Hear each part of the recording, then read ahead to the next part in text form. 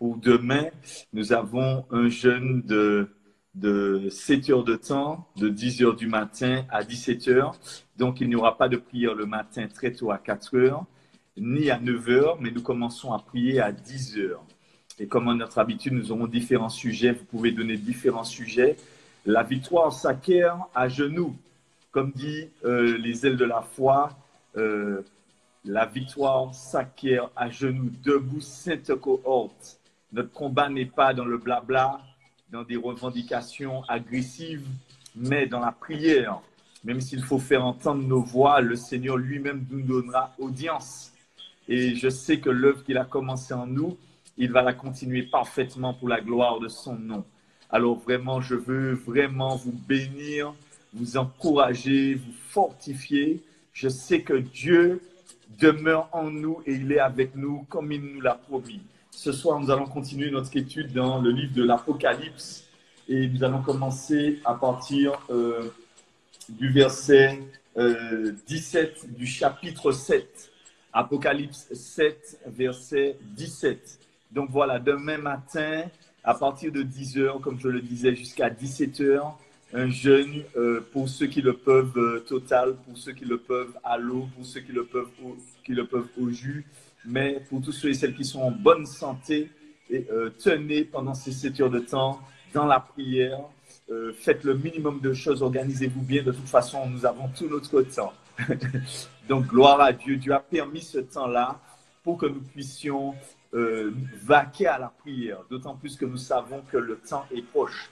Donc voilà, faites passer le flyer, je l'ai déjà mis sur les groupes, faites-le passer, nous proposons ça à tous les chrétiens et tous ceux et celles qui veulent se connecter avec nous, bien sûr c'est sous-entendu sur Instagram. Voilà, soyez bénis, fortifiés, abonnez-vous, ça nous aide à avoir plus d'aisance sur Internet. Voilà, soyez bénis et fortifiés.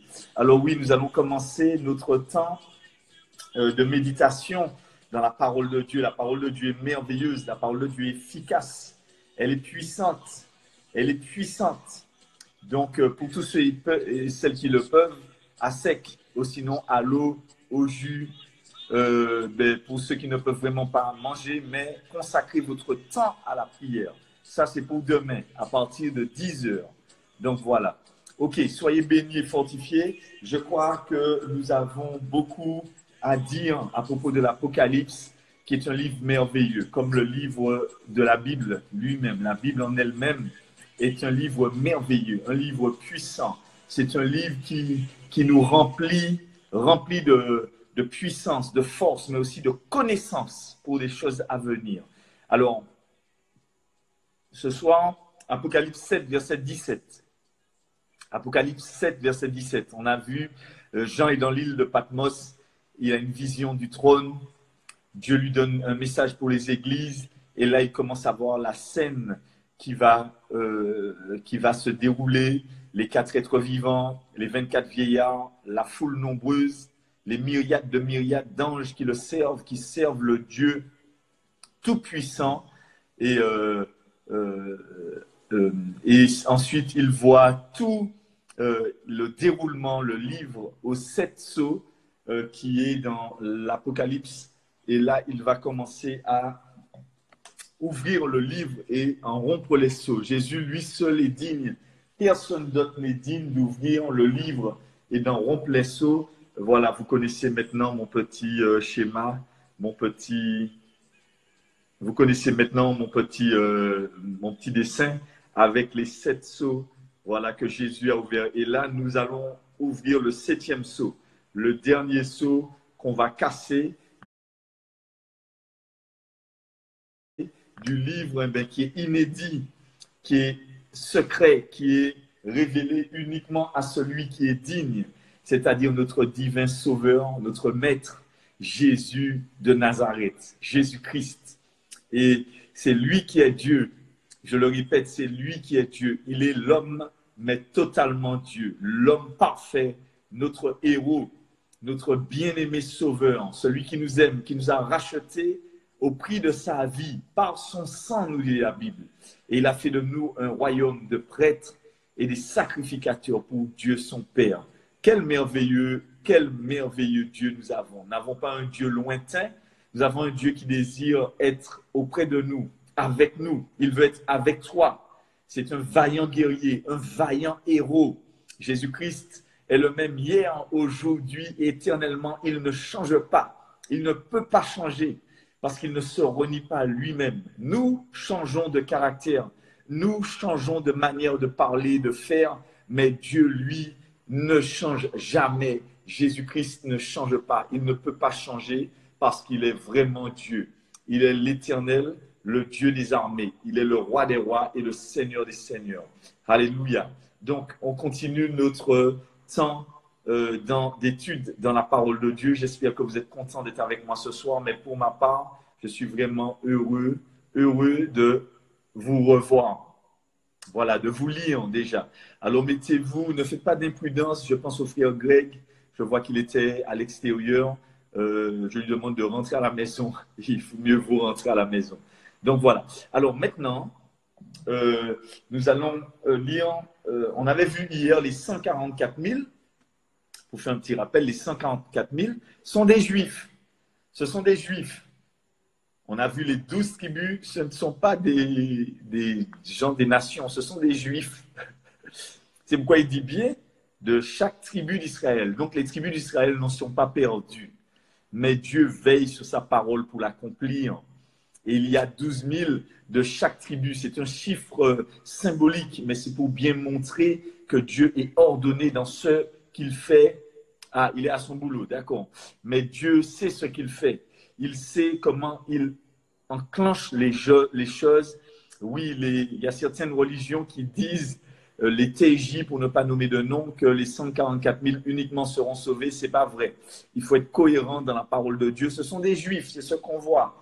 Ils sont Juifs, ils sont d'Israël, de chaque tribu. On a vu que la tribu de Manassé de Dan n'est pas mentionnée, mais la tribu de Manassé est mentionnée.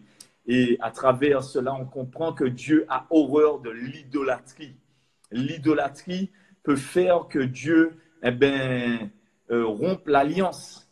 Voilà, parce qu'il a traité Juda et Israël de perfides, parce qu'ils avaient fait de l'idolâtrie. L'idolâtrie, c'est le parallèle, c'est le similaire d'un homme ou d'une femme qui est dans l'adultère. Quand tu couches avec quelqu'un hors mariage, on appelle ça l'adultère. Et quand tu vas prier un autre Dieu ou adorer d'autres dieux que Jésus-Christ de Nazareth, le Père, le Fils ou le Saint-Esprit, tu es en état d'adultère. Voilà. Et Dieu ne tolère pas le péché. Il aime sa création, mais il ne peut pas tolérer le péché. Et c'est pourquoi les gens pensent que Dieu est méchant, mais Dieu n'est pas méchant. Au contraire, l'homme est libre. L'homme a choisi de faire le mal. Il a dit, tu choisis le bien. Il lui dit bien, Dieu dit à l'homme, choisis le bien. C'est pourquoi il a laissé les deux arbres dans le jardin, la connaissance du bien et du mal et l'arbre de la vie. C'est pour que l'homme ait le choix. On appelle ça l'amour. L'amour n'est pas téléguidé. L'amour n'est pas conditionné. Dieu nous aime en tout temps. Même quand nous péchons, Dieu nous aime. Mais ce sont nos péchés qui nous séparent nous-mêmes de Dieu. Voilà, parce que Dieu ne tolère pas le péché. En lui, il n'y a pas de mensonge, il n'y a pas de péché. Alléluia. Et nous sommes les bien-aimés de Dieu et Dieu ne tolère pas qu'on adore ou qu'on prie ou qu'on offre nos cœurs à un autre Dieu que lui-même. C'est pourquoi il ne tolère pas et il a prévu ce moment que nous passons, que nous traversons avec cette crise pour abattre les dieux qu'il y avait dans la vie des gens. Les gens avaient le cœur attaché à plein de choses et Dieu permet ce type de jugement encore mesuré pour le moment parce qu'on n'est pas encore rentré dans la grande tribulation. Ce n'est pas encore la grande tribulation, mais on voit déjà un avant-goût de ce qui va se passer. Et si les choses sont difficiles maintenant, allez voir dans quelques mois, voire quelques années maximum, je ne sais pas, mais on sent qu'on est vraiment à la fin. Et c'est un appel à l'ordre que Dieu fait. Dieu est en train de dire « Hello, hello, hello, allô, allô, vous m'entendez? Allô, il y a quelqu'un ?» Voilà, c'est ce que Dieu est en train de faire. Il est en train de dire « Est-ce qu'il y a quelqu'un qui entend? Allô, la terre ?» Et c'est pourquoi Dieu permet maintenant cette situation, c'est pour que les hommes se tournent vers lui. Et on a vu hier que certains vont se tourner et puis certains vont se rebeller. Il y a certains qui vont se rebeller. Il y a certains qui ne vont pas accepter, même s'ils savent que c'est le jugement de Dieu, ils ne vont pas se tourner vers Dieu. Et c'est ce qu'on voit maintenant. Certains parlent même de faire la fête encore, de faire le carnaval. C'est vraiment pas le moment. Je pense que c'est pas le moment de fêter ça dans un carnaval. Je pense que c'est le moment de s'humilier et de dire à Dieu, Seigneur, nous reconnaissons et nous allons changer, réviser nos voies, réviser notre manière de fonctionner et nous venons à toi pour être transformés. Envoie-nous de ton esprit. Alors voilà, qu'est-ce qu'on lit? Car l'agneau est au milieu du trône, est au milieu du trône, les paîtra et les conduira aux sources d'eau de la vie. On voit qu'il y a des gens qui viennent de la grande tribulation. Ils sont nombreux, innombrables. Et on a vu que ce sont des gens qui vont payer de leur vie. Ils vont payer de leur vie parce qu'ils n'avaient pas considéré la grâce que Dieu leur avait faite. On voit que ce sont eux qui sont en relation avec les gens qui sont sous l'autel, dans le chapitre 6. Donc, on voit que Dieu fait un appel, un dernier appel, pour que les hommes et les femmes se tournent vers lui. Donc voilà, on voit bien que l'agneau qui est au milieu du trône, au verset 17, les paîtra et les conduira aux sources d'eau de la vie. Alors aujourd'hui, particulièrement, j'ai vraiment à cœur de faire avec vous une espèce de une petite comparaison. C'est vraiment pour nous donner envie, tout un chacun, à considérer la grâce que Dieu nous fait dans ces temps de la fin, de choisir et aussi d'être dans l'engouement pour que nous puissions faire partie des gens qui vont être enlevés à la première, au premier round, comme on dit. Parmi les églises, on va faire ce que je demande à Dieu. On va comparer ce soir les vierges folles qui sont sauvées, qui seront sauvées pendant la grande tribulation, grâce à l'huile qu'elles ont, la parole de leur témoignage, mais aussi, on va faire la comparaison entre les vierges sages qui ont décidé de faire comme toi, comme moi, de chercher Dieu pendant qu'il se trouve, de le chercher, de sacrifier nos vies s'il le faut, les choses qu'on aimait bien. Et là, on se concentre sur ces deux groupes-là, et puis on va expliquer 2-3 choses concernant le 7e sceau. D'accord? Alors, qu'est-ce qu'on voit? Déjà, Jésus est venu, quand il est venu sur la terre, il est venu chercher une épouse. Jésus a dit à Pierre, il a dit, sur cette église, sur cette pierre, je bâtirai mon église. Ça veut dire sur cette révélation de Jésus-Christ, pas sur Pierre, hein, l'homme, hein. Même si Pierre, c'est l'un des premiers apôtres et celui qui a inauguré le temps de l'Église, l'Église n'est pas bâtie sur Pierre, hein, comme certains le disent. L'Église est bâtie sur le roc, sur Jésus-Christ. Il est Dieu. Et il a dit sur cette pierre, c'est-à-dire c'est un jeu de mots qu'il faisait dans le grec, Pétros, Pétra. Et c'est pourquoi beaucoup de personnes interprètent la parole de Dieu, mais la Bible n'a pas été écrite en français. Elle a été écrite en hébreu. Et après, ce sont des Hébreux qui ont écrit pour des Hébreux, avec un langage hébreu. D'accord? Si par exemple, moi je suis martiniquais, je te dis un souscaille, tu vas savoir ce que c'est, parce que tu es martiniquais. Les Hébreux ont une manière de parler entre eux. Et surtout, les rabbins, tels que Jésus, avaient une manière de parler. Et c'est pourquoi c'est pas l'arménien, mais c'est l'araméen. Jésus parlait l'araméen. Donc, le Nouveau Testament a été écrit, traduit en grec. Voilà. Mais, premièrement, c'était pour des Hébreux. Donc, il faut comprendre que l'araméen, par exemple, c'est la souche de l'hébreu qu'on connaît maintenant. L'araméen, c'est la plus vieille langue biblique. Voilà. Donc, c'est l'araméen. OK. Alors, pour ceux qui s'ennuient, j'aurais pu donner des cours d'hébreu, au moins de base hébraïque, pour en avoir fait, parce que je suis très intéressé, non pas à la religion, mais à ce que la Bible enseigne et surtout aux sources. Parce que nous faisons partie d'une source. Nous avons une souche hébraïque. Il faut comprendre que nous avons un système, notre Père qui est aux cieux, que ton nom soit sanctifié, que ton règne vienne. Ça, ce n'est pas une prière chrétienne ou catho ou évangélique. C'est une prière des Hébreux. Oui, il n'y a pas plus hébraïque que notre Père qui est aux cieux, que ton nom soit sanctifié, Abba, etc. etc. Alors, pour ceux qui sont là, enfin bref, alors je reviens à ce que je disais. Jésus est venu chercher son église, c'est son épouse. Et c'est le but de Jésus. Jésus cherche des gens qui sont passionnés pour lui, passionnés de lui, qui veulent collaborer avec son esprit et transformer leur intérieur, leur caractère, leur vie spirituelle. Jésus veut faire un avec ton esprit et il veut que ça se voit dans le monde. Les gens doivent voir que tu es un disciple de Jésus-Christ par l'amour que tu es empreint, dont tu es rempli.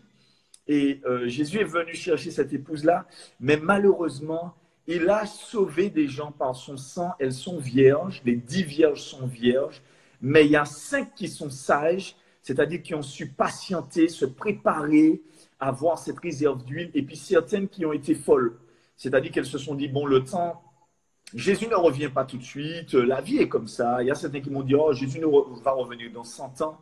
Ils sont fous de parler comme ça, parce que même l'apôtre Paul ne parlait pas comme ça. Mais vous me direz, c'est un peu normal. Si Jésus l'a annoncé, c'est que les choses vont s'accomplir comme ça. Alors, quand on voit, il y a 2 types de personnes qui sont en robe blanche. Il y a 2 types d'humains qui sont enlevés, qui sont auprès de Dieu à un certain moment. Et on va comparer les gens qui sont enlevés à la première résurrection, ce qu'on appelle la résurrection, l'enlèvement, quand les morts en Christ vont ressusciter et nous les vivants, ceux qui ont été prêts, fidèles, vont être enlevés. Et puis, on va comparer ces gens-là avec les gens de la grande tribulation qui sont sauvés aussi. C'est pour voir qu'il y a vraiment une différence de temps, de timing. Tout le monde n'est pas enlevé devant le trône au même moment. Tout le monde n'est pas près de Dieu au même moment. Il y a 2 types de personnes en ce qui concerne la terre. Les humains, il y a les anciens, et puis il y a les gens qui viennent de la grande tribulation. Les anciens, comme on dit, eh bien, en fait, c'est un chiffre symbolique de l'Église qui a été prête, qui était prête à juger, parce qu'eux-mêmes ont vécu la vie que le Seigneur Jésus voulait vivre avec eux. Et on va comparer, d'accord? Allons dans Psaume 45. C'est d'après une étude que j'ai lue, j'ai complété avec des choses que je savais, mais il y avait des détails. Vous savez, c'est important de lire des ouvrages chrétiens. Il y a des gens qui n'aiment pas lire. Eux, c'est YouTube. Achète des livres, parce qu'un livre est plus profond. Tu comprends les tournures de phrases, tu comprends ce que la personne voulait dire, et ça t'évite en fait de réchauffer des repas déjà tout faits sur Internet. Ça te permet de te nourrir plus profondément. Alors, allons dans Psaume 45. On va lire un psaume qui est important, qui annonce vraiment le cœur de Jésus. Je vous avais dit de lire Cantique des Cantiques, parce que Dieu est un roi, Jésus-Christ est un roi. Alors, Psaume 45. Et quand on lit des passages qui parlent de la royauté, on peut comprendre, parce que la Bible, tout est à propos de Jésus. Il l'a dit clairement, tous les livres saints sont à propos de moi. Les Juifs n'ont pas voulu le croire, parce qu'ils ont vu un simple homme. Ils ont vu un simple homme, pas sur un grand cheval avec une couronne, quelqu'un qui était vraiment ordinaire. Et quand ils l'ont vu, ils n'ont pas cru que c'était Dieu. Et je les comprends, parce que quand tu comprends qu'un homme tout simple marchait dans les rues, il était le fils du charpentier, il a eu une mère, un père, il s'est fondu dans le moule comme avec nous, mais je les comprends qu'ils n'arrivent pas à croire que Jésus-Christ était Dieu. Mais parce qu'ils ont regardé à ceux qui frappent les yeux. Mais quand on regardait, on observait Jésus, même les spécialistes de la loi, Jésus attirait la controverse partout. Tout le monde parlait de lui, en mal ou en bien. Mais même Nicodème est venu, il a dit, ah non, ah non, ah non. Quelqu'un ne peut pas faire ce que tu fais là, ne peut pas faire les choses que tu fais s'il ne vient pas de Dieu. Je vous dis, Jésus, c'est quelqu'un qui est amazing. Il est extraordinaire. Extraordinaire. Quand vous lisez les évangiles, le Saint-Esprit va vous transporter et vous pouvez le voir marcher dans les rues, mettre ses mains sur les aveugles, mettre ses mains sur les lépreux. Jésus est un homme passionnant. Personne n'entend parler de Jésus sans s'arrêter et puis réfléchir un instant. Alléluia. Il s'est abaissé pour nous. Ça, c'est ce qu'on appelle l'humilité de Dieu. Alors, Psaume 45 au verset 1. Verset 2. Des paroles pleines de charme bouillonnent dans mon cœur. Je ne sais pas si vous connaissez ce chant-là. Des paroles pleines de charme bouillonnent en moi. Voilà, ce chant-là est magnifique. Des paroles pleines de charme bouillonnent dans mon cœur. Je dis mon œuvre est pour le roi. Que ma langue soit comme la plume d'un habile écrivain. Tu es le plus beau des fils de l'homme. La grâce est répandue sur tes lèvres. C'est pourquoi Dieu t'a béni pour toujours. Vaillant guerrier, ceins ton épée, ta parure et ta gloire. Oui, ta gloire, sois vainqueur, monte sur ton char. Défends la vérité, la douceur et la justice, et que ta droite se signale par de merveilleux exploits. Tes flèches sont aiguës, des peuples tomberont sur toi. Elles perceront le cœur des ennemis du roi. Ton trône, ô Dieu, est à toujours. Le sceptre de ton règne est un sceptre d'équité. Tu aimes la justice et tu haïs la méchanceté. C'est pourquoi, ô Dieu, ton Dieu t'a oint d'une huile de joie. Par privilège sur tes collègues, la myrrhe, l'aloe et la casse parfument tous tes vêtements. Dans les palais d'ivoire, les instruments à cordes te réjouissent. Les filles des filles de roi sont parmi tes bien-aimés. La reine est à ta droite, parée d'orphin. Écoute ma fille, vois et prête l'oreille. Oublie ton peuple et la maison de ton peuple, de ton père. Le roi porte ses désirs sur ta beauté. Puisqu'il est ton Seigneur, rends-lui hommage. Avec des présents, la fille de Tyr, les plus riches des peuples chercheront ta faveur. Toute resplendissante est la fille du roi. À l'intérieur du palais, elle porte des vêtements tissés d'or. Elle est présentée au roi vêtue des habits brodés. Et des jeunes filles, ses compagnes, sont amenées auprès de toi. On les introduit au milieu des réjouissances et d'allégresse. Elles entrent dans le palais du roi. Tes enfants prendront la place de tes pères. Tu les établiras princes dans tout le pays. Je rappellerai ton nom dans tous les âges. Aussi les peuples te loueront. Ils loueront l'Éternel à jamais. Vous avez vu, ce passage-là est merveilleux. Il est magnifique. Et il parle du roi, il parle de la reine et il parle des jeunes filles. Et là, aujourd'hui, c'est ce qu'on va comparer. On va comparer la reine, l'épouse du Christ. Il y a beaucoup d'images de l'épouse du Christ. Il y a beaucoup de reines dans le cœur de Dieu. Jésus a soupiré pour son épouse. Le premier endroit où il a été, c'est aux noces de Cana. On parle de tout le monde, mais on ne parle pas de la mariée. Parce que Jésus est venu chercher une épouse, son épouse glorieuse. Il a dit, les portes du séjour des morts ne prévaudront point contre elle. Et je vous dis, Jésus attend que cette épouse magnifique, cette église magnifique, sans tache ni ride, révèle sa gloire. Et je vous dis, dans les temps que nous sommes rentrés dans notre chambre pour nous préparer à révéler la gloire de Jésus.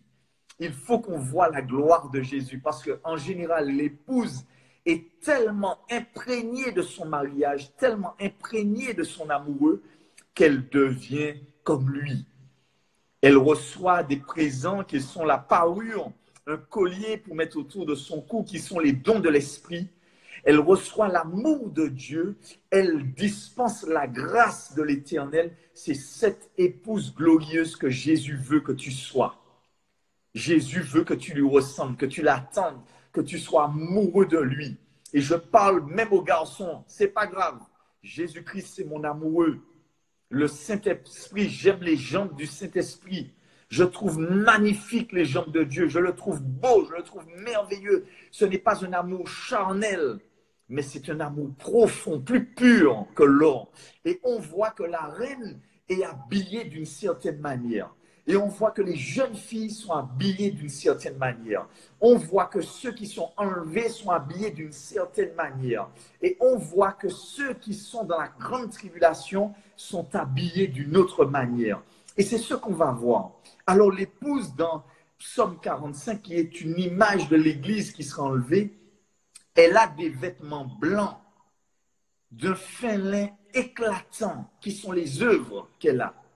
Ces vêtements sont brodés d'or, nous dit la parole de Dieu. Apocalypse 3, 5. On peut lire rapidement. Apocalypse 3, verset 5. Celui qui les vaincra ainsi sera vêtu de vêtements blancs. Je n'effacerai point son nom du livre de vie, et je confesserai son nom devant mon Père et devant ses anges. Donc on voit que tous auront des vêtements blancs, même ceux de la grande tribulation. Mais dans le psaume 45, on voit des particularités. La reine est brodée avec des vêtements qui sont brodés en or fin. C'est merveilleux ça. C'est merveilleux, c'est magnifique. Ensuite, qu'est-ce qu'on voit? Apocalypse 19, verset 8. Rapidement, Apocalypse 19, verset 8. Toujours sur l'épouse de Jésus-Christ, l'église qui est enlevée. Et tout ça est dans le but de vous montrer combien il est important pour nous de faire partie des premiers qui sont enlevés dans le ciel. Il ne faut pas attendre la grande tribulation, même si les gens seront sauvés à travers la souffrance.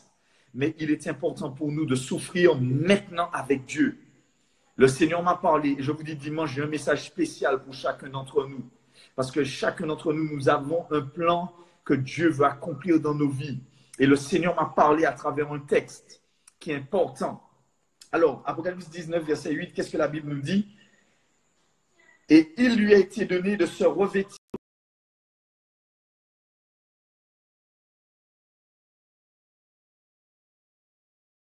Amen. Donc, on voit là que celle qui est l'épouse, elle est couronnée aussi. Elle a une couronne. Les anciens qui symbolisent l'Église ont une couronne de vainqueur sur la tête. Jésus dit même dans Apocalypse 2, verset 10, il dit bien, ne crains pas ce que tu vas souffrir. Voici, le diable jettera quelques-uns d'entre vous afin que vous soyez éprouvés et que vous auriez une tribulation de 10 jours. Sois fidèle jusqu'à la mort et je te donnerai la couronne de la vie. Donc on voit que la reine qui est enlevée, ceux qui sont enlevés, c'est-à-dire qui vont disparaître en un clin d'œil, et je crois à la disparition des vrais chrétiens, je crois que ceux qui ont été fidèles, je le dis, vous pouvez enregistrer ce que je dis là, mais le Seigneur Jésus va enlever, comme prévu dans la parole, au son de la trompette, à la voix d'un archange, les morts en Christ vont ressusciter, ils seront changés premièrement. Et je crois que Dieu va faire des choses étonnantes, extraordinaires dans ces fins de temps. C'est ce qu'on voit. Là, il nous a donné un petit signal d'alarme. Il a dit, attention les gars, c'est moi qui gère le truc. Et je vous dis que Dieu est un artiste. Dieu est un artiste. Alléluia. Donc, on voit aussi qu'elle est couronnée. On voit qu'elle règne. Apocalypse 5, verset 10. Je dis ça pour vous encourager dans votre récompense. Parce que chacun d'entre nous, nous ne méritons pas. Mais nous aurons une récompense. Et cette récompense-là, c'est d'après la manière dont nous aurons conduit nos vies. Ça tient de ta responsabilité. Être sauvé, ce n'est pas toi. Mais ta responsabilité, c'est ce que tu fais de ce que Dieu te met à l'ordre. Alors, Apocalypse 5, verset 10. Tu fais d'eux un royaume et des sacrificateurs pour Dieu, et ils régneront sur la terre. Donc, ils vont régner. Ils seront aussi des rois, mais aussi des prêtres, des sacrificateurs. Ils ne seront pas simplement, on va voir la comparaison, mais ils vont régner sur la terre. Je vous ai déjà dit ça hier, je vous ai dit ça hier, mais les enfants de Dieu, Jésus reviendra avec ses saints. C'est ceux qui ont été enlevés. Il va revenir sur la terre, régner avec eux pendant 1000 ans. Et je te dis, hein, tu vas en faire partie. J'y crois fortement parce que ça ne dépend pas de ton bagage intellectuel. Ça ne dépend pas de ta capacité physique. Ça ne dépend pas de ton arrière-plan éducationnel, mais ça dépend de la manière dont tu auras saisi l'évangile et dont tu auras aimé le Christ et obéi à sa parole. Je te dis, ne laisse rien t'enlever ta couronne. Alléluia. Donc on voit ça, ils vont régner. On voit dans la parole de Dieu, au chapitre 4 d'Apocalypse, que les 24 vieillards, ils ont des coupes d'or, mais aussi ils ont dans leurs mains des harpes. Ce sont des gens qui sont dans des places privilégiées. Ils sont assis sur des trônes pour régner, pour juger l'univers. On avait vu ça, qu'ils vont même juger les anges. Ils vont juger la terre. Ils vont tenir la terre avec un sceptre de fer. Nous allons régner avec le Christ. Alléluia. Si tu es avec moi ce soir, mets un pouce. Mets un pouce ou bien mets une couronne. Tu n'as qu'à envoyer une couronne. Alléluia. Si tu es avec moi ce soir, tu envoies une couronne. C'est pour montrer que tu seras couronné. Gloire à Dieu. Gloire à Dieu. Gloire à Dieu. Voilà, si tu es avec moi ce soir, gloire à Dieu. Je dis merci Seigneur pour chacun d'entre vous. Je dis merci Seigneur parce que le temps est venu pour nous de nous préparer. Le temps n'est pas le temps de jouer. Le temps n'est pas le temps de se dire on aura le temps. Le temps pour nous c'est le temps de prier, de se préparer, de dire Seigneur, je veux préparer ma vie. Je veux être prêt pour l'enlèvement. Je ne veux pas rater l'enlèvement. Je sais que ce que tu as commencé en moi, fais-le papa. Continue-le. Façonne-moi comme le potier façonne l'argile. Fais de moi le vase que tu veux.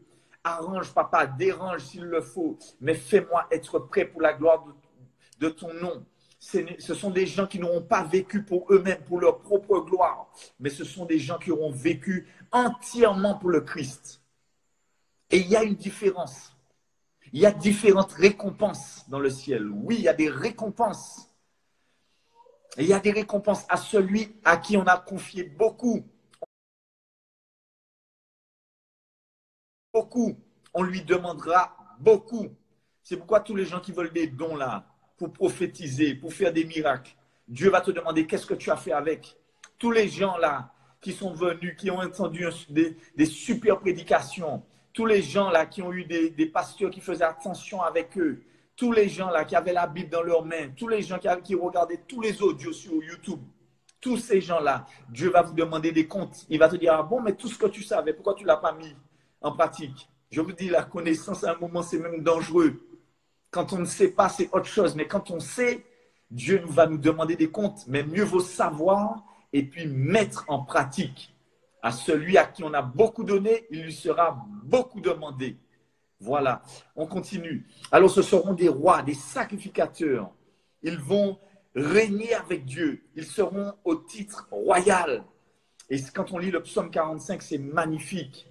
Et ce sont des gens comme ça qui aiment adorer Dieu, qui adorent Dieu nuit et jour. Ils s'endorment avec le Seigneur, ils se réveillent avec lui. Ils ont toujours un chant qui leur est communiqué pendant la nuit. Ils aiment la présence du Seigneur, ils aiment rester à ses pieds. Ils aiment penser, parler de Dieu. Toute leur vie est concentrée sur Dieu. Ils ont envie de connaître les choses de Dieu. Ils se corrigent. Ils n'attendent pas demain pour corriger, mais ils font leur maximum. Tous leurs efforts sont concentrés sur Dieu. Ce n'est pas épuisant pour eux. C'est simplement qu'ils se collent au Saint-Esprit. Il ne faut pas croire, il ne faut pas avoir peur. Il faut simplement se laisser faire par le Saint-Esprit. Alléluia. Je prie le Seigneur que tu connaisses le Saint-Esprit. Voilà. Et toute la gloire que tu n'auras pas eue sur cette terre, tu vas la recevoir avec le Seigneur. C'est sûr. Je ne mens pas. Dieu ne peut pas mentir. Bon, on va regarder maintenant la comparaison avec les rachetés de la grande tribulation. Allons voir ça. À la grande tribulation, qu'est-ce qui se passe? On te parle au verset 6, au chapitre 7, on te parle de la multitude des païens qui sont sauvés pendant la grande tribulation. Après cela, je regardais, voici, il y avait une grande foule que personne ne pouvait compter, de toute nation, de toute tribu, de toute langue, de tout peuple. Ils se tenaient debout devant l'agneau, vêtus de robes blanches. Ils sont vêtus de robes blanches. sans broderie. Ils ont des palmes à la main, pas une harpe d'or, pas des coupes en or. Ils ont des palmes à la main. Ça veut dire qu'ils ont été vainqueurs. Ils ont souffert, bon souffert, mais ils ont arrivé. Donc, ils ont des palmes à la main. Ils n'ont pas des harpes ni des coupes. Est-ce qu'on comprend? C'est là qu'on voit qu'il y a des catégories dans la parole de Dieu. La parole de Dieu est cohérente. Alléluia. Apocalypse 7, ils ne sont pas, 7 verset 9, ils ne sont pas couronnés. Ils ne sont pas couronnés. On ne te parle pas de couronne. On te dit qu'ils vont servir Dieu. Ils ne vont pas régner, ils vont servir Dieu. C'est déjà pas mal. C'est déjà mieux que rien. C'est déjà mieux que d'aller en enfer. Ah oui. Ah oui, c'est déjà mieux que d'aller en enfer. Ah oui. Donc, ils ont des palmes à la main, en signe de vainqueur. Alléluia, ils ont remporté. Ils ont subi la chaleur, le soleil, la difficulté, la peste, les famines. Ils ont connu les grands problèmes, les tourments, la tribulation de la terre. Mais Dieu a mis son sceau sur eux. Ils appartiennent à Dieu. Ils ont des palmes à la main. Ils ne sont pas assis pour juger, mais ils sont debout devant le trône. Ils ne chantent pas de cantiques nouveaux comme les anciens le font. Ils ne chantent pas des cantiques nouveaux avec leur harpe, mais ils crient d'une voix forte. Ils crient d'une voix forte. Ils disent, le salut est à notre Dieu, verset 10, qui est assis sur le trône et à l'agneau. Voilà, c'est ce qu'ils disent. Est-ce qu'on comprend ce qu'on dit là ce soir? Ils n'ont pas de couronne. Ils n'ont pas de fin lin, ils ne sont pas brodés en or. Mais au moins, ils sont là. Ils sont là. Mais je te dis, mon frère, ma soeur, ce n'est pas la peine d'aller jusque-là. Mieux vaut se préparer maintenant. Je demande au Seigneur de te donner la réalité de ces choses-là. Je demande au Seigneur de te donner l'engouement pour son nom. Je demande ce que je demande à Dieu, Seigneur, ce que je te demande pour chacun d'entre nous, c'est que nous ayons la réalité de la gloire qui est à venir. C'est pourquoi, même si nous souffrons, même si nous sommes en train de lâcher pour beaucoup des choses que nous aimions, c'est pas grave. Tenons ferme. Ne lâchons pas. Ne lâchons pas. Ne tombons pas dans nos envies et puis dans des mauvais choix. La préparation, comme dit Stévrine, c'est maintenant. C'est maintenant. Et je crois qu'à chacun d'entre nous, il est donné cette opportunité de régner avec Dieu, de régner. La sélection est en train de se faire. Nous sommes passionnés pour le Seigneur. Vous savez, les gens parlent beaucoup. Ce peuple m'honore des lèvres, mais son cœur est éloigné de moi. Il y a des gens, ils sont des pasteurs. On les voit où? On les voit où, les pasteurs? Est-ce qu'ils continuent à prier? Est-ce que les intercesseurs continuent à prier malgré tout? Est-ce qu'il y a des gens qui sont toujours dans le service malgré tout? Je vous dis, à l'heure où on parle, là maintenant, il y a des gens qui continuent à servir Dieu comme si de rien n'était. Alléluia. Alléluia. Parce qu'ils sont convaincus, ils sont guidés par le Saint-Esprit. Le roi des rois nous a donné des directives.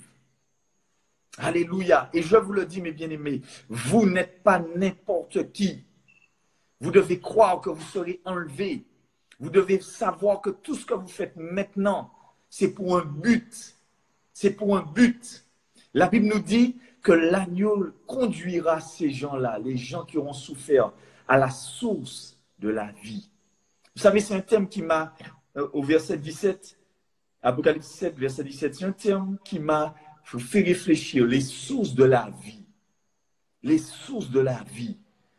Vous savez, le Seigneur a montré cette comparaison-là. On boit de l'eau dans une bouteille. Et c'est marqué dessus, eau de source. Eau de source. On prend l'eau, on la met dans une bouteille. Quand on boit dans la bouteille en plastique, on jette la bouteille, c'est marqué eau de source.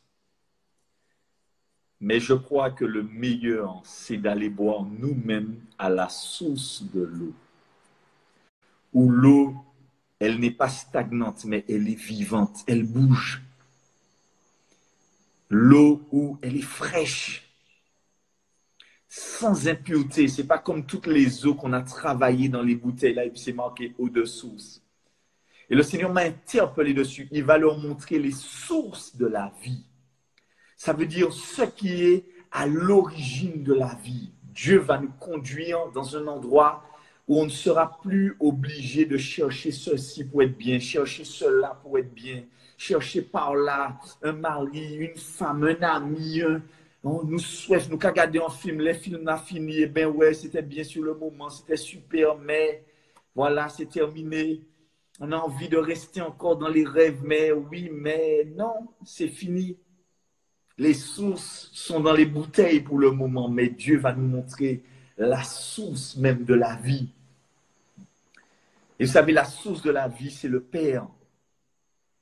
Jésus a dit, si quelqu'un a soif, qu'il vienne à moi. Il y a des gens qui ont soif, je vous dis. Ils changent ça, ils essayent ça, ça ne marche pas, ça leur donne un peu de plaisir. Ah, ils sont assouvis. Et puis hop, ça n'a plus de goût. Tu achètes des vêtements, tu achètes plein de choses. Regardez, à présent, rien pas ni goût, frère. Rien dans la vie, pas ni goût. Rien dans la vie, pas ni goût. Seulement la vie qui ni goût. Nous lit la vie. Waouh! Nous en bonne santé. Waouh! C'est devenu une expérience. C'est devenu une expérience d'être en bonne santé. Ouh là là là là là là! C'est devenu phénoménal d'avoir une maison en paix avec des enfants, une femme et des enfants, un couple qui s'entend. C'est devenu extraordinaire. Les sources de la vie. Oh! Mais bien aimé, on est dans l'extraordinaire, l'ordinaire qui devient extraordinaire. Les sources de la vie, c'est-à-dire à l'origine de la vie. Et l'origine de la vie se trouve dans le jardin des délices, où Dieu est et les 4 fleuves sortent. Les 4 fleuves sortent, où Dieu lui-même est la source même de la vie. Jésus a dit, si quelqu'un a soif, toi qui as soif, tu as déjà essayé, les parents ne t'ont pas donné d'amour, ton ami ne t'a pas donné d'amour, tu cherches de l'amour chez les gens, tu cherches par là, tu cherches ceci. Jésus-Christ est capable de remplir ton cœur. Il a dit, celui qui boit de l'eau que je vais lui donner, moi, des sources d'eau vive vont jaillir. Toi-même, tu deviens une source de vie pour les autres. Alléluia. Alléluia. Tu deviens une source de vie pour les autres. Les autres, quand ils sont à ton contact, quand ils t'écoutent, quand ils sont avec toi, tu leur génères la vie. Il y a la vie qui tombe. Il y a les sources de la vie qui tombent sur eux. C'est merveilleux. Je vais vous raconter une expérience que Dieu nous fait voir en esprit. Le Seigneur m'a montré ça. Il m'a dit, mon fils, je te donne la paix. Et je sais que, vous savez, Dieu donne la grâce. Et dans l'esprit, dans son esprit qui est la source, son esprit c'est la source, il y a la paix dans son esprit. Et chacun d'entre nous, on a une particularité. Si nous avons reçu les sources de la vie, Dieu a généré une puissance en nous. Le Seigneur m'a montré ça plus d'une fois. Je peux arriver à un endroit où il y a des cancans, rien que ma présence seulement va éteindre le cancan. C'est pas moi, mais c'est comme si l'esprit qui est en moi, ce qui est en toi, tombe sur les gens, à ton contact. Quand tu ouvres la bouche, c'est une capacité spirituelle. C'est une puissance spirituelle. Et c'est pourquoi, où que tu es, tu dois savoir que tu es un enfant de Dieu et que tu as en toi les sources de la vie. Alléluia. Tu auras toujours un mot, toujours une parole pour calmer les choses, pour amener la paix. Parce que quand tu arrives, le royaume de Dieu arrive avec toi. Alléluia. Et nous sommes tous remplis de cette grâce. Dieu nous a fait don de son esprit. C'est un don. Nous ne le méritons pas, mais c'est un cadeau de Dieu. La Bible nous dit que Dieu chérit son esprit qu'il a mis en nous. Timothée, il me semble qu'il dit ça. Il nous dit que il nous dit que Dieu chérit l'esprit qu'il a mis en nous. Dieu est jaloux de son esprit. Dieu t'a donné son esprit. Il veut que tu fasses un avec son esprit. Et les sources de la vie, ce sont les sources de l'esprit. Je vais vous raconter une histoire que j'ai entendue. C'est un homme qui a eu un accident en saut en parachute. Le gars, il était passionné de parachutisme et il est monté avec un avion et il devait sauter. Quand il a sauté, il y a eu un problème et il a eu un grave accident. Mais quand il a eu ce grave accident, on a eu le temps de l'emmener à l'hôpital et il raconte sa vie. Il me semble qu'il s'appelle Mike, j'oublie son nom. Mais quand tu regardes son visage est complètement déformé à cause de cet accident-là. Mais le gars te dit que quand il était sur l'hôpital, on a appelé sa famille. Et quand ils sont arrivés, il les voyait, mais eux ne le voyaient pas. Alors il leur disait, mais non, mais ça va, je suis vivant, je suis là. Et personne n'arrivait à le voir. Il regardait le médecin et tout, mais son corps était comme ça. C'est ce qu'on appelle Near Death Experience. Proche de la mort. Voilà. Expérience proche de la mort. Bref, en anglais. Et le gars te dit qu'il a été enlevé de son corps comme si on enlevait un gant. Il a été projeté, mais il ne connaissait pas Dieu. Il ne connaissait pas Dieu. Et le gars te dit que quand il est parti, il est rentré dans un endroit qui était noir. Mais il y avait des cris, il y avait des pleurs, des gémissements. C'était effrayant. Et il voyait comme s'il y avait une porte qui se fermait comme ça. Et puis tout d'un coup, il n'y avait plus de lumière. Et là, il ressentait une chaleur. Et quand il a ressenti ça, il a commencé à crier, « Pitié! Faites-moi grâce! Faites-moi grâce! » De toutes ses forces, le gars a crié. Il a dit, « S'il vous plaît, je vous en prie, faites-moi grâce! » Et tout d'un coup, il a été projeté. Il a atterri à un endroit où il y avait de l'eau, une source d'eau. Mon Dieu, je vous dis, j'ai envie de vivre ça. Parce que quand j'ai vu des choses dans le ciel, ça m'a ramené. Quand le gars parlait, je revoyais ce qu'il vivait. Et le gars te dit qu'il est tombé dans une source d'eau, mais l'eau même était en mouvement et l'eau même était vivante. L'eau même, c'était quelqu'un. Aïe, aïe, aïe, aïe, aïe. Merveilleux Saint-Esprit. Et les sources d'eau vive. Il fallait qu'il connaisse les sources de la vie. Et le gars a eu des flashs sur ce qu'il allait vivre dans le futur. Et il a vu un ange qui lui a dit, il faut retourner, tu retournes. On t'a donné une permission, tu retournes. Et le gars est retourné dans son corps. Et il est devenu un chrétien.